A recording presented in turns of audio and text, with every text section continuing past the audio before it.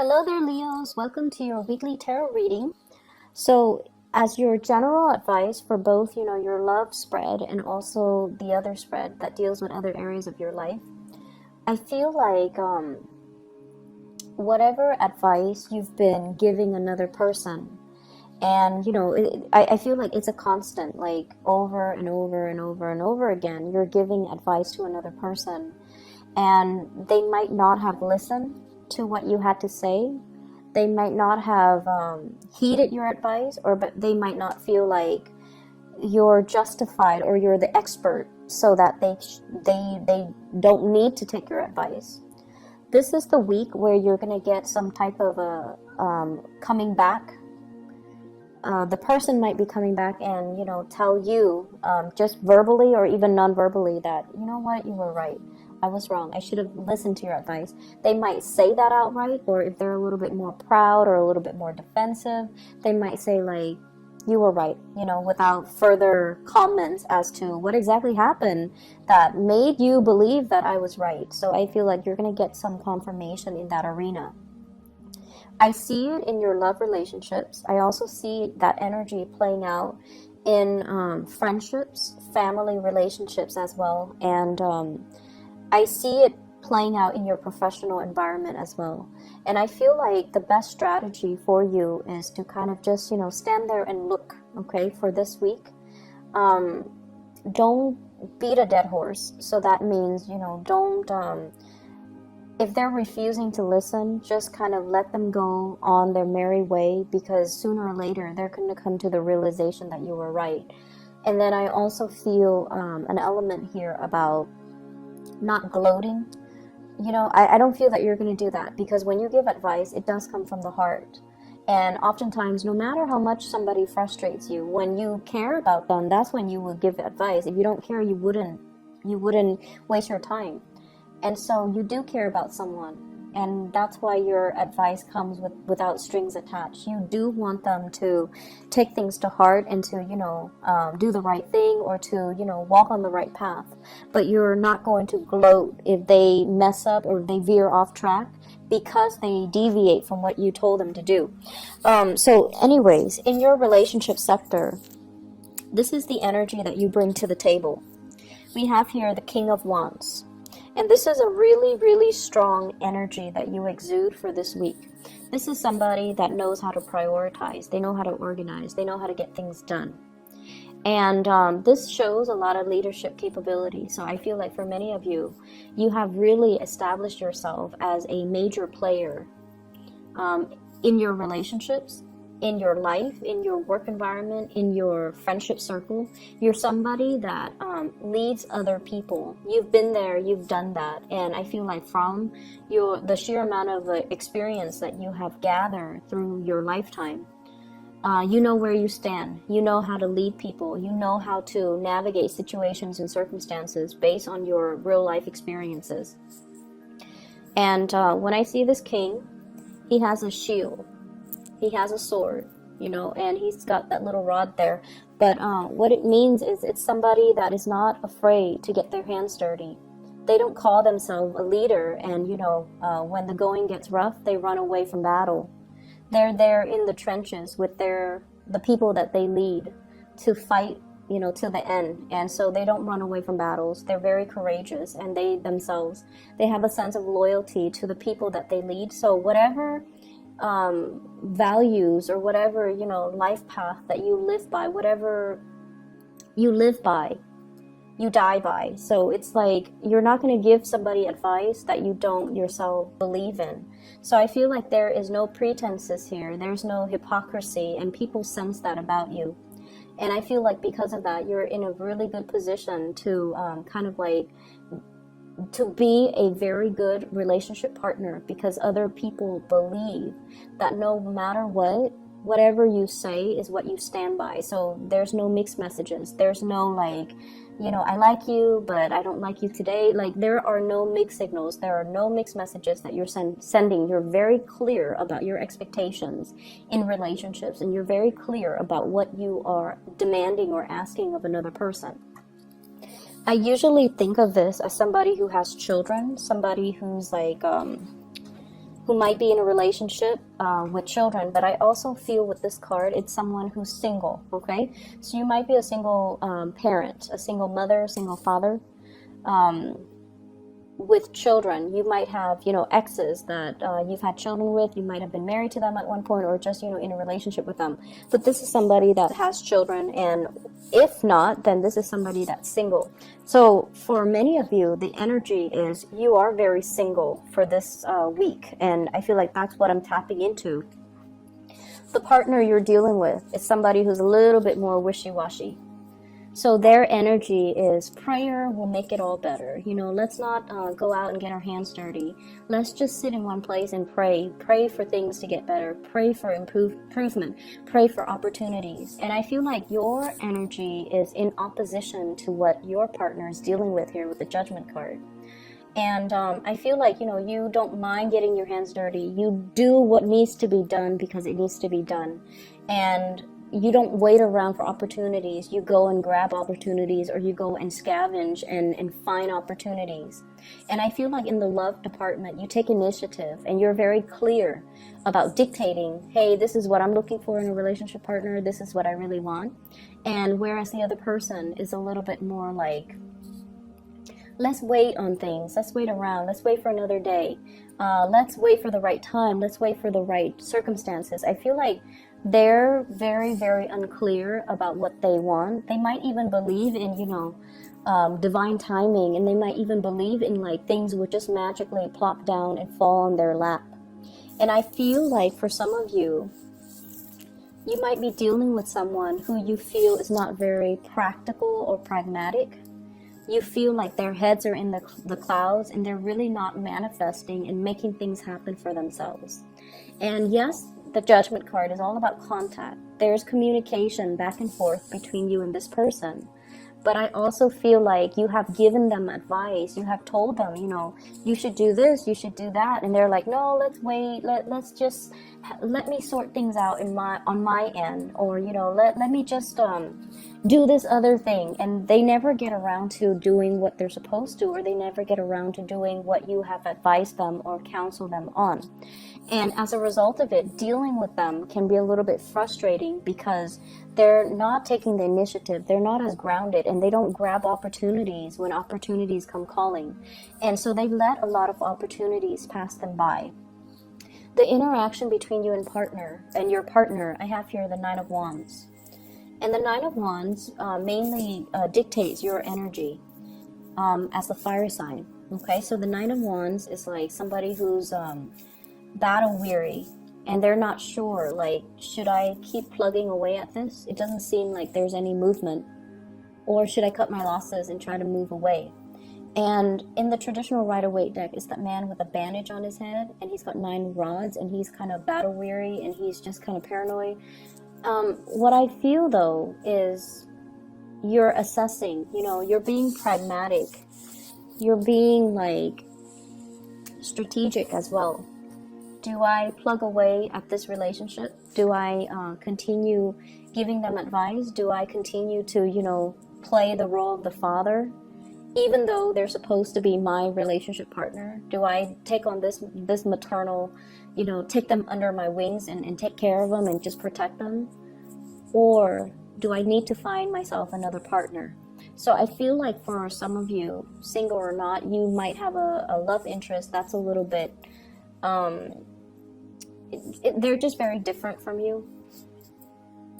But I do see this element about you giving advice over and over and over again, and they're not really taking the bait, or they feel like, oh, I'll just wait it out, everything's gonna work itself out, and they don't really, it basically absolves them of having to take initiative for their own life. So I do feel somebody that has been through, I feel, their fair share of disappointment. So for example, if it's a partner and they're not able to get a job, right? Just an example. If they're not able to get a job and you tell them, for you, it's very easy because you come from a different space. But I feel like for them, it's a little bit more difficult because they've gone through possibly, months of interviewing and never getting called back. and then they've gone through like a lot of resume revision, right? And they're tired. And just think about it. If it's like, if someone has gone through 9 interviews, right? All from different companies, all with different people, and they have been turned down 9 times. I mean, at the end of the day, it's really hard to say that, oh, I'm not qualified for the job. I feel like the reality of it is they don't like me. 9 separate companies, 9 separate interviewers, 9 separate situations didn't want me. It's very tragic for the ego. It's very demoralizing. And I feel like that's similar to the space that your partner is dealing with or coming from, where there's something that they're not able to admit to themselves. And I feel like when it's denial, or when it's like, you know, things that they're glossing over, whoever it is, they have to come to terms with it on their own time, and they have to come to terms with it in their own way. And so you can talk and advise and, you know, tell them till you're blue in the face, but until they're able to admit these certain things about themselves, it's really hard for them to make changes, right? It's really hard for us to make changes when we're in denial. And so I feel like, you know, for some of you, this might play out in the realm of, my partner is not able to get a job, and I told my partner, do this, do that, but they're not listening, and you're getting frustrated. And I just want you to understand what your partner is dealing with potentially. And then for others, it's sort of like you might have a partner that's very naive, and their head is just in the clouds. They're distracted. They might seem like they're always, you know, like they're always late. They don't seem like, they might be always late. They might be very, very just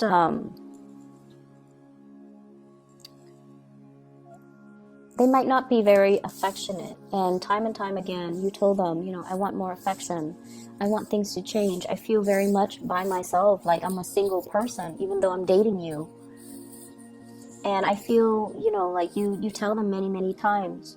And this might be the week where they come in and try to make some changes, okay? Because I feel like change is coming for you. So I have here this is the Knight of Pentacles. This is somebody coming in, making an offer, making amends, trying their best to appease you, trying to bring something substantial to the table. So if it's a partner who has been out on their luck when it comes to work, they're going to hear good news. And I feel like that's going to help them, because they're going to either take your advice or do something to initiate things from their end. Either way, taking your advice so that they can get things started in their own life, okay? And then if it's a partner that has been estranged, either they're traveling, they're not around, and you feel like, I'm with them, but I'm so single. You know, I'm with them, but I feel like I'm just single because they're not giving me the affection, the attention. They're not physically here. They're coming back into the picture with good news. They've done a lot of work on themselves, and I feel like sometimes it takes that distance away from the people and the things that we love and the things and the people that we're familiar with, for us to make some changes, for us to really see ourselves from a different context, in order to know what we need to figure out, in order to know what we need to work on, in order to know what we need to change about ourselves. So I feel like there's a realization coming through. For others of you, if you've been hoping and praying for a relationship, we have the Death card here, which is a change. So this is a change around. If you're single, you're going to be in a relationship. If you're in a relationship, you might be single. So there's a change around. It doesn't denote, you know, any specific direction, but I feel for majority of you, there's a couple relationship coming through. It's on the offer for you. And I do feel like many of you are going to go through the month of October, starting to come together with another person and starting to couple up with another person, okay? If you're dealing with a Scorpio with this Death card, there's some good news coming around for the two of you, for both of you. If you're dealing with an earth sign, Taurus, Virgo, Capricorn, there's an offer coming through, and I feel like it's going to be very good, very stable. It's slow. You might have been waiting for it. They might have been waiting on you, but I feel like there's a coming together. In other areas of your life, there will be a lot of get-togethers, okay? Get-togethers with old friends, get-togethers with old colleagues, get-together with like family members, but I feel more so friends, colleagues, like people you used to work with, people you used to go to school with, more in a more social, professional type of a setting, not so much family. I also feel like travel and movement, coming to see people traveling and moving to come see you. And I feel like these are long-standing, significant friendships, okay? I feel like these people have been around with you through a very important milestone in your life. And I say that because of the Six of Cups. This is a flashback from the past, walking down memory lane, recalling, you know, like a lot of fun times between you and another person. And I'm always drawn to this tear, you know, the person is crying. So it's like really good times to be had, reunions with other people, and it's linked up with the Three of Cups, which is social engagement, social outings, being the life of the party, and hearing really, really good news about the people that you've used to, you know, hang around with, or hearing through the grapevines, like, oh, so-and-so is doing this, so-and-so is married, so-and-so has a baby, things like that. And I feel like it's a really, really nice, like, walk down memory lane. And I do see social engagement happening for you guys, where you're going to run into people from your past.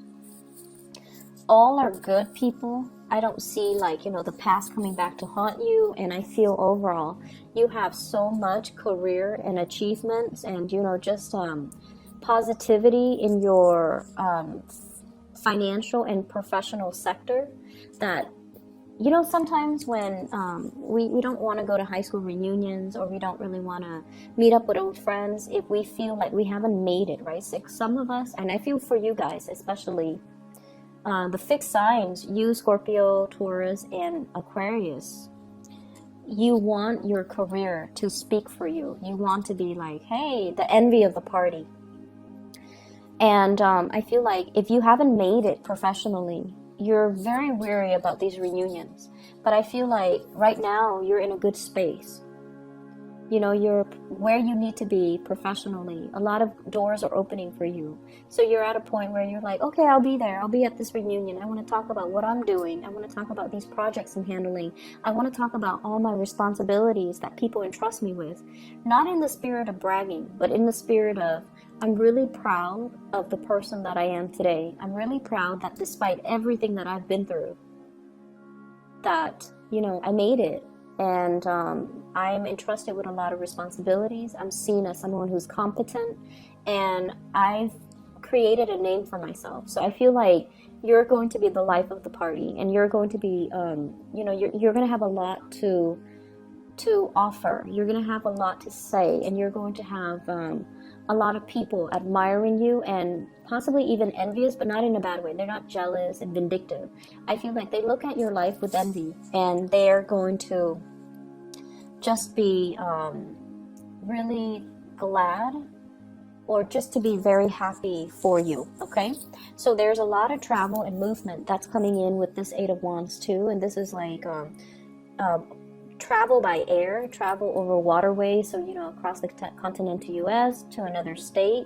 And I also feel like work travel, work demands and things like that, possibly even traveling with another partner, and having the means to do recreational travel for leisure rather than just business. So I feel like if you're not even traveling this week, it's going to be played out, you know, through the month of October, where there will be a lot of these engagements, offers, and social outings and things that are coming into the picture. I'm seeing you possibly living in a colder climate, going to somewhere that's a little bit warmer. And I also feel like overnight, you know, like a red-eye type of a plane ticket, where you might be as well move, like going to another country, where you have to, you know, sleep overnight on a plane. So I do see those elements coming through. And I also feel like, you know, if you're connecting with people from your past, you have a lot to say, and you have a lot of wisdom and advice, possibly in the career front, that you can give them. And I feel like you need to give them these advice, because they're going to be thankful for it, okay? I wish you the best, Leos. Take care of yourself. I'll be back next week, okay? Bye-bye.